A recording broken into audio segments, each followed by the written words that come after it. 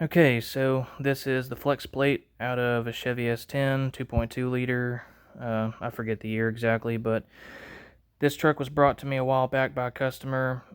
It was making a rattling noise while it was running, and we determined that it was coming from the torque converter. And when we inspected it, what we found is that one of the torque converter bolts wasn't even in there. It was just rattling around in the bell housing, and the other two were only finger tight. And the threads in the hole in the torque converter where the bolt was missing were damaged, and I didn't have anything to repair that with, so we went ahead and replaced the torque converter, put everything back in the truck, and it worked fine. No sound. Sounded smooth, everything was good. Well, about 2 or 3 weeks later, the sound comes back, only this time it's slightly different. And so, we're thinking maybe the flex plate was cracked because it sounded a bit like that.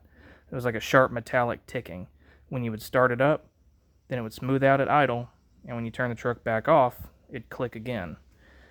And I don't see any obvious cracks in this flex plate. If it is cracked, then it's cracked very slightly. But, however, upon closer inspection, you can see where the bolts were loose before. The metal is kind of reamed out where the bolts go through. So I'm thinking that maybe when you started the engine and it shifted slightly, that's what that sound was probably, was the bolts knocking up against where these spots have been reamed out. I guess we'll see.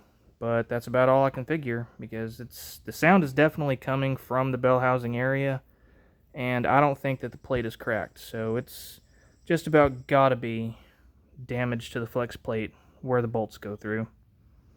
We will see.